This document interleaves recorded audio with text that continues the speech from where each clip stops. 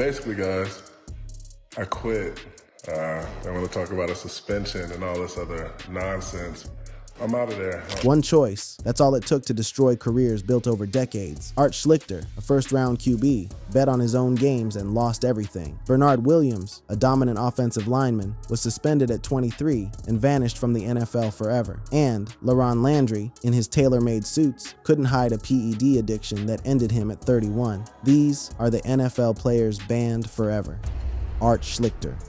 If Merle Hapes got too close to gamblers, Art Schlichter was gambling personified. Born in rural Bloomingburg, Ohio in 1960, he was the last quarterback to play under Ohio State legend Woody Hayes, rewriting the Buckeyes offense with 7,547 passing yards, 50 touchdowns, 3 Heisman top 6 finishes, and a Fiesta Bowl win. The Baltimore Colts took him 4th overall in 1982. The addiction had already started. It began at 14, bets at the Seattle Downs racetrack during family outings. By Ohio State, the debts were piling. By the NFL, he was betting on games, at least 10 during his rookie season alone. Facing bookmaker threats, he cooperated with the FBI in early 1983, which led to arrests, but also exposed himself. It's not clear just how much of a betting bill Art Schlichter ran up.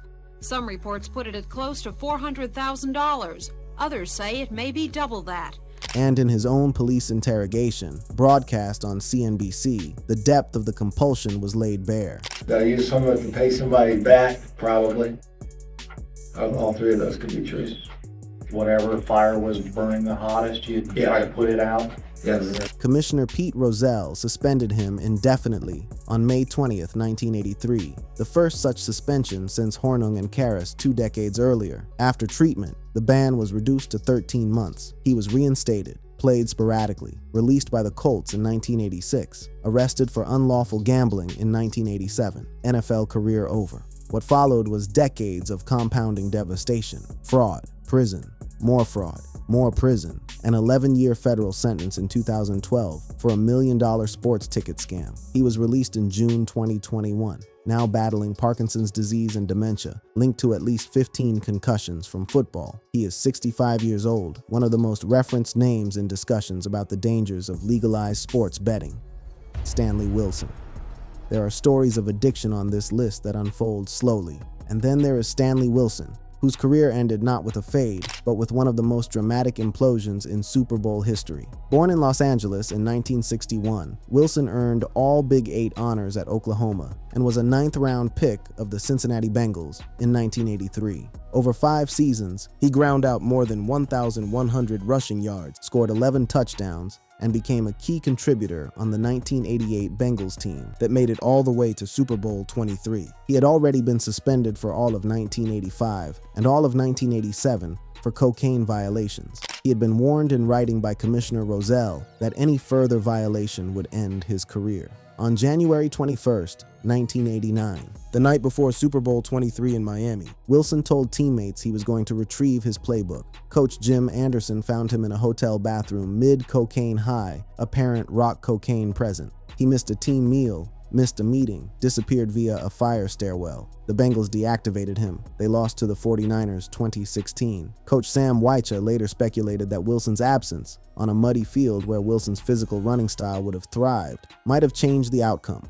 Rozelle imposed a lifetime ban on May 15, 1989. Wilson never contested it, never applied for reinstatement. He cycled through rehab, relapsed, and in 1999 was convicted of burglary in Beverly Hills for stealing $130,000 in property to fund his addiction. He served a 22-year prison sentence, released in the early 2010s. As of 2024, he is 63, residing in Wisconsin with his wife and children, managing bipolar disorder with medication.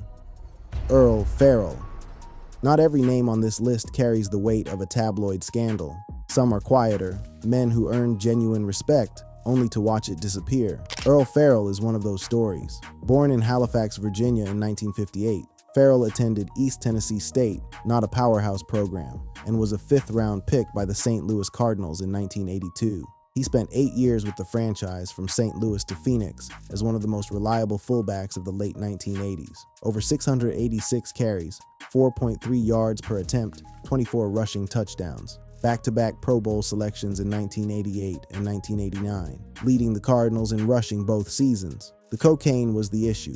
Ferrell had voluntarily entered rehabilitation after the 1985 season. By 1988, his first Pro Bowl year, he'd reportedly tested positive 3 times. Because the traces were minimal and he was already in the league's counseling program, no suspension came then. But in the 1990 offseason, he failed again. Commissioner Tagliabue handed down a 1-year suspension. When they met, Ferrell was given a choice: take the suspension publicly or retire voluntarily. He chose retirement. At his April 25, 1990 press conference, he said, "In the off-season, I tested positive and I had a meeting with the commissioner. I was given a chance to retire and that's what I'm going to do. If I stay clean for a year, I have a chance to come back. I'm going to retire for a year and hopefully get straightened out and hopefully play football again." He never played again. Now 67, Earl Ferrell has maintained a low profile since the early 1990s, a 2-time Pro Bowler whose career deserved a better ending. Bernard Williams. Bernard Williams' story is perhaps the strangest administrative quirk on this entire list. A man technically on an NFL roster for nearly 3 decades after his last professional snap. Born in Memphis in 1972, his early life was defined by devastating loss. His father died during high school. His mother died of breast cancer in 1996. Grandparents, a cousin, gone during his college years. His aunt, Alice Marie Johnson, was sentenced to life in prison on drug charges. Williams turned to marijuana as a coping mechanism for grief, so profound it is difficult to comprehend. On the field, he was elite, first-team All-American at Georgia in 1993, selected 14th overall by the Philadelphia Eagles in 1994, standing 6'8", 317 pounds. He started all 16 games as a rookie and immediately anchored Philadelphia's offensive line.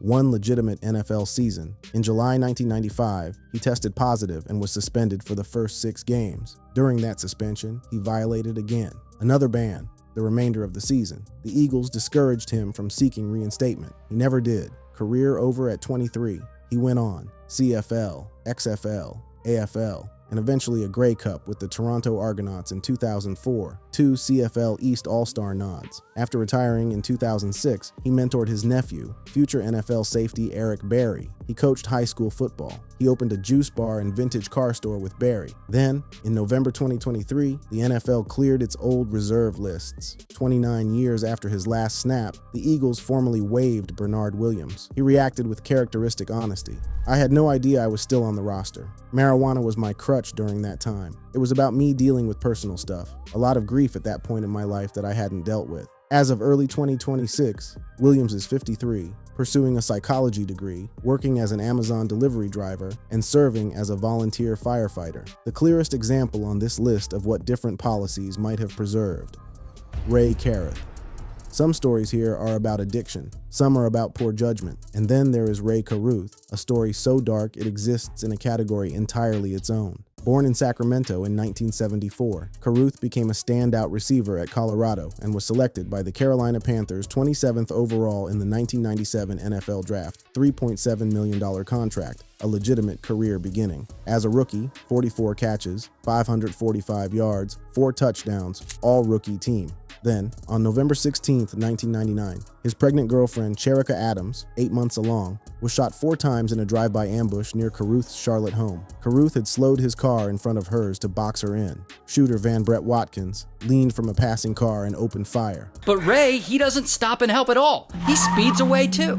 And so she's like, what the fuck? Because why would he just suddenly leave her there after she was shot? That moment, him speeding away, told the story. And that's when she realizes that Rae must have been in on it. Adams called 911 from her car, clearly implicating Carruth before losing consciousness. An emergency. C-section delivered their son, Chancellor Lee Adams. She died December 14, 1999. Their son survived but suffered permanent brain damage and cerebral palsy. Carruth posted $3 million bail and fled, found days later hiding in a car trunk in Tennessee with cash and supplies. The Panthers waived him. The NFL suspended him indefinitely. He became the first active NFL player charged with first-degree murder. He was convicted of conspiracy to commit murder in January 2001 and sentenced to nearly 19 years. Cherika's baby that they had to deliver via C-section, he was born prematurely and had been deprived of oxygen because his mom was in critical condition. And he ends up having cerebral palsy. Released in October 2018, Carruth now lives quietly in the southwestern U.S. under a different name. The hitman man, Van Brett Watkins, died in prison in December 2023. Chancellor Lee Adams graduated high school in 2021 at 21 and lives with his grandmother, Sandra Adams, in Charlotte. Justin Blackmon. Justin Blackmon arrived in the NFL trailing a cloud of superlatives. Two-time Biletnikoff Award winner at Oklahoma State, only the second player in history to do so. NCAA records for consecutive 100-yard games, a 4.46-second 40. The Jaguars took him 5th overall in 2012, and for one brief, brilliant moment, it looked like Jacksonville had found something transcendent. I felt our last year, there was never a game that I felt we would lose. Every time we stepped on the field, I knew we were going to win. As a rookie, he led all NFL rookies with 64 receptions, 865 yards, 5 touchdowns, all rookie team. The talent was real, but before his career even started, a 2010 DUI with a blood alcohol level 3 times the legal limit had already triggered entry into the league's substance abuse program. 4-game suspension in April 2013 for a violation. Then, during Jacksonville's bye week in November 2013. So I want to leave anything out. I made a mistake, and I take full responsibility for it. I'm embarrassed to be in this position. I am truly sorry to my family, to my friends, and Oklahoma State all together. I look forward to redeeming myself and proving to everybody that this isn't who I am. I'm not this guy, and I'm humbled by this experience, and I will grow from it. A 2014 marijuana arrest, a 2015 DUI, a CFL attempt blocked by the NFL that same year. And then, in April 2025, body cam footage circulated online of Blackmon found passed out on the steps of Oklahoma State University's Edmund Lowe Library, unrecognizable, approximately 300 pounds, incoherent. The reaction online was unanimous heartbreak. He was inducted into the College Football Hall of Fame in 2024. He remains indefinitely suspended from the NFL at 36, with no reinstatement in sight. Rolando McClain.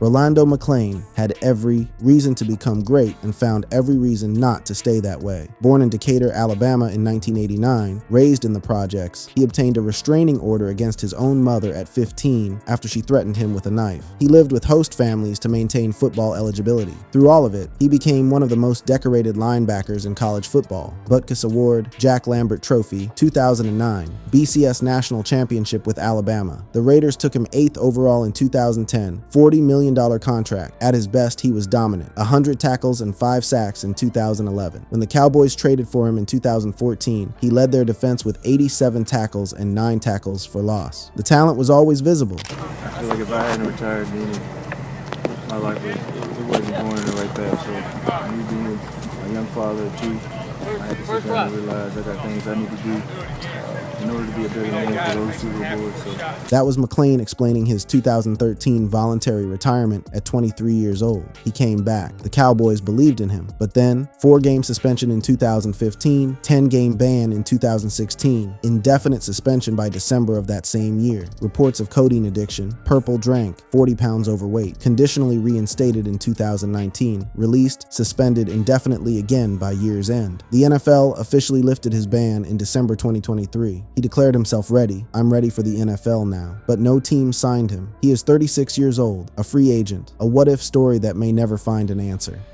LaRon Landry. LaRon Landry's physique was genuinely extraordinary. His biceps were so large that the jacket he wore to interviews was literally tailor-made. Let's get to know LaRon a little bit. You have very famous biceps. You have a couple of thighs on your arms. Born in Metairie, Louisiana in 1984, raised in a family that produced 2 NFL safeties, him and brother DeJuan. At LSU, consensus All-American, BCS National Championship, selected 6th overall by Washington in 2007. His career delivered 100 tackles and a Pro Bowl with the Jets in 2012, a 4-year, $24 million deal with the Colts in 2013. Then the violations arrived. 4-game PED suspension in 2014, 10-game ban in early 2015, and then in November 2015, before the 10-game suspension even fully expired, a 3rd violation, indefinite. Career over at 31. His only public response to the first suspension was an Instagram photo of a foot that resembled a different body part, captioned, "Sometimes things aren't what they appear to be." Deleted within hours. No formal statement, no appeal, no reinstatement request. He simply disappeared from the sport. Now 41, he has not been seen in public football circles in years.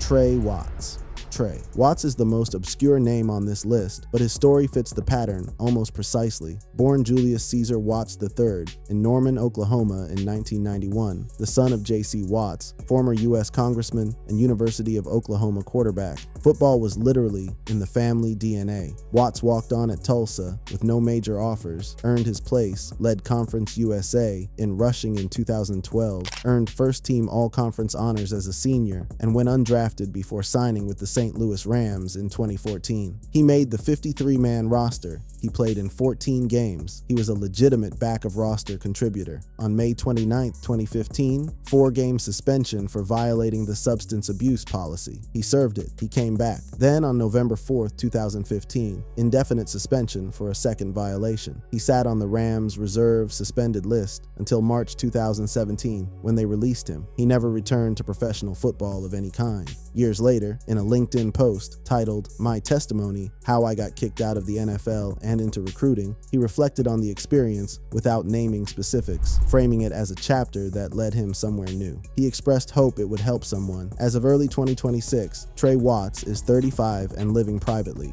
A footnote, but a familiar one. Sammy Lee Hill.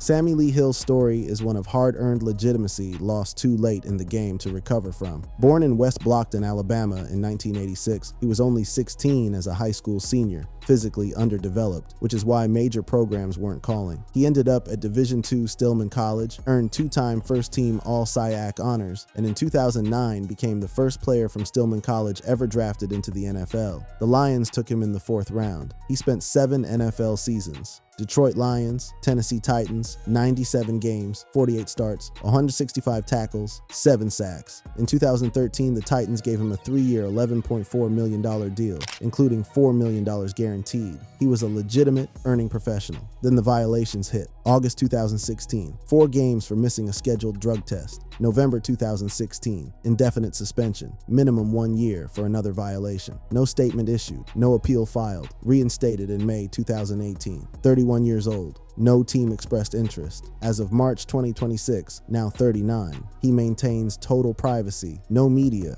no coaching, no public presence. Just the record of a trailblazer from a small HBCU whose career ended before it had the chance to fully mature. David Irving.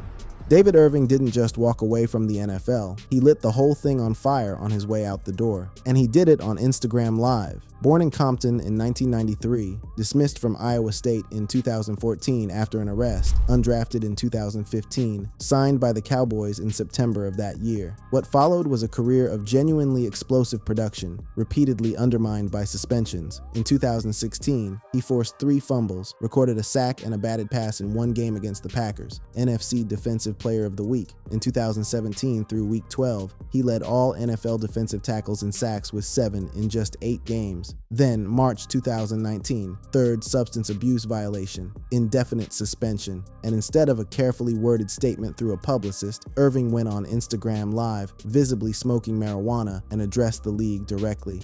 Basically, guys, I quit. I want to talk about a suspension and all this other nonsense.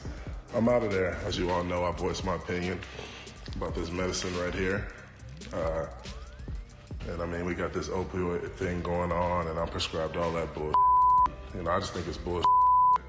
Bomani Jones, analyzing the footage on ESPN's High Noon, cut to the heart of it. And so when you got cats like him that keep getting caught up presumably for smoking weed, I'm well past thinking, wow, you guys must just be really stupid. There's something that seems to be drawing you there, and let him tell it is the pain. Irving was reinstated in October 2020, played 3 games with the Raiders, re-signed in February 2021, released in May, never played professionally again. Today, at 32, he is a cannabis advocate, co-founder of Cannabis Passport magazine, and promotes a medical pain management device on social media. His career asked a question the league is still answering. Ray Rice. There are moments in NFL history that genuinely changed the league. February 15th, 2014 is one of them. Super Bowl champion, the heartbeat of the Baltimore Ravens for 6 seasons, became the catalyst for the most significant reform of the NFL's domestic violence policy in league history. Rice grew up in New Rochelle, New York, his father killed in a drive-by shooting when Rae was 1 year old. He channeled everything into football, a legendary career at Rutgers, 4,126 yards, 49 touchdowns, then 6,180 rushing yards, and 3 Pro Bowls across 6 Ravens seasons. He was everything the franchise needed. Then came the elevator. On February 15, 2014, at the Revel Casino in Atlantic City, Rice and his fiancée, Janae Palmer, were involved in a physical altercation. Surveillance showed him dragging her unconscious from an elevator. The NFL suspended him 2 games. The outrage was immediate. On September 8, 2014, TMZ released the interior elevator footage, showing Rice punching Palmer, knocking her out. The Ravens released him. Goodell suspended him indefinitely. Rice won his appeal in November 2014. The suspension overturned as arbitrary. He was eligible to play. No team signed him. He has not played professional football since. In the years that followed, Rice engaged in something rare in these stories: genuine, sustained accountability. In an exclusive interview reflecting on the incident, he was unsparing about himself. Over my career, high school, I was the man for that moment of my life, right? But you get to make a conscious choice on being a man for a lifetime. So using your analogy, which is a good one, you were the man in that elevator. Too prideful, the man. Better yet, put a real word out there, a punk man.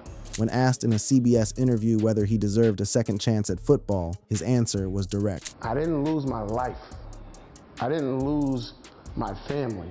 I conquered football. As of March 2026, Rice is 39, hired as head JV football coach at Milford Mill Academy in Maryland in January 2025. Speaking to NFL and college teams about domestic violence through organizations like A Call to Men, the Ravens honored him as a legend of the game in December 2023. The NFL credits policy changes influenced by his case with reducing player arrests by roughly half since 2014. His story is complicated, controversial, and still unfolding.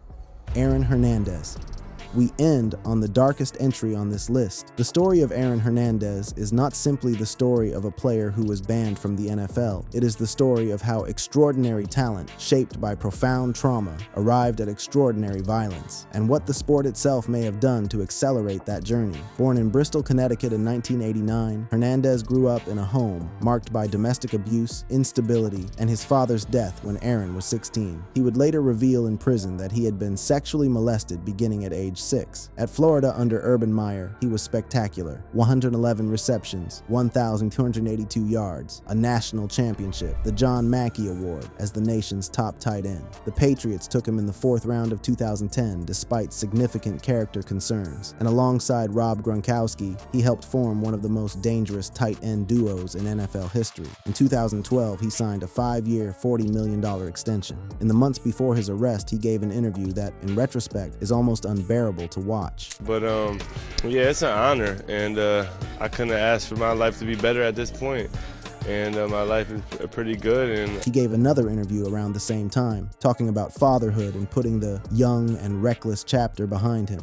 I don't know, but I know one thing I know is it definitely changed my life. I'm gonna look at things differently, and I may be the young and wild, but I'm not. I'm engaged now, and I have a baby. On June 17, 2013, semi-pro player Odin Lloyd, the boyfriend of Hernandez's fiance's sister, was found shot multiple times near Hernandez's North Attleboro home. Hernandez was arrested June 26th, charged with first-degree murder. The Patriots released him the same day. The NFL placed him on the commissioner's exempt list, effectively a permanent ban. On April 15, 2015, he was convicted of first-degree murder and sentenced to life without parole. He was acquitted in 2017 of separate charges in a 2012 double homicide. On April 19, 2017, 5 days after that acquittal, Aaron Hernandez was found dead in his prison cell. He was 27 years old. Boston University researchers diagnosed severe stage 3 CTE, among the most advanced cases ever documented in someone his age. The disease, linked to repeated head trauma, is associated with aggression, impulsivity, and suicide risk. Whether CTE explains, mitigates, or simply adds context context to his violence is a question science and culture are still working through. Netflix did a documentary. FX made a miniseries in 2024. The reckoning continues. What Aaron Hernandez became, and why, remains one of the most haunting questions in American sports. Like this video? Don't forget to explore more similar content through the suggested cards on your screen.